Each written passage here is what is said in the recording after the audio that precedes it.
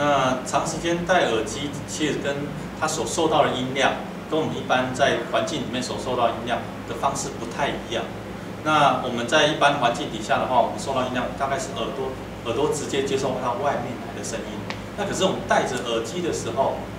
它会用两个途径来去接收这个声音。第一个就是我们刚才讲的说，就像跟外界来的声音一样，它是走所谓的气导、空气的一个传导的方式。可是如果是戴耳机的话，它除了用传导的空气传导的方式进到我们的，传到我们的耳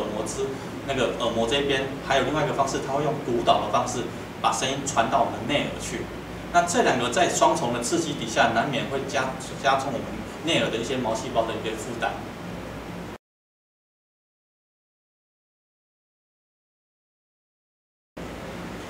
再过来的话，其实我们常常会发现到，在一些捷运啊、公车啊，或者在马路旁边，其实都会看到有一些，不管是学生或者是上班族群，他都会戴着耳机，不管是他在通勤的过程当中，或走路过程当中，戴着耳机听着音乐，或者听一些所谓的学习一些语言的一些资料。那在这听的一个过程当中的话，其实都忽略掉一个点，就是我们的背景噪音。其实，譬如说我们在捷运啊，或者在公车路上，或者在马路上，我们的声音大概都有70分贝，甚至到80分贝以上。那同样的，我们的耳机的放出来的声音，如果要听得清楚的话，至少我们都希望它会加到20分贝。那也就是说，你会让你的整个耳朵为了听清楚我们的里面在耳机里面播放出来的一个声音的话，大概会接近到100分贝。那这样的一个音量，其实我们常常都会有一个情况会发现到这样一个现象，就是说，当我们坐在电梯里面，有人从外面走进来，坐到电梯的时候，我们很清楚可以听到他耳机在播放的声音，那个音量其实都大于接近100分贝左右。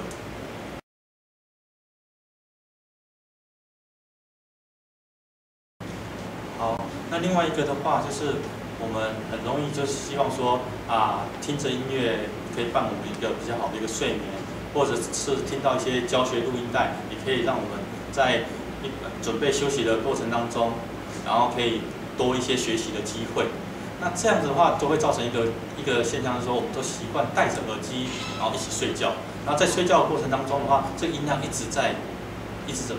跑进你的耳朵。那跑进你的耳朵的过程当中，会产生一个所谓的剂量的问题。就像我们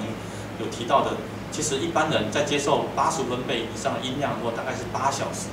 为一个上限，那一旦超过8小时，就会有一个听力损失的一个疑虑。当然，85分贝，然后它的剂量只能承受8小时，这是一个统计值，并不是完全每个人都是一定要超过8小时才会受伤。那有些人是可能低于8小时也会造成一些伤害。那不管是什么样的情况，就是说，当你戴着耳机在睡觉的时候，也戴着耳机的时候，睡觉难免时间都很长。那一旦拉长之后，这个剂量就会伤害到你的耳朵。谢谢。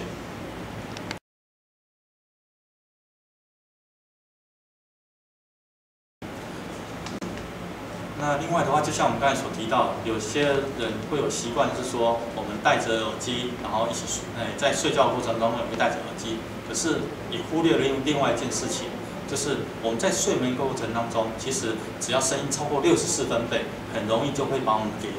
给吵醒。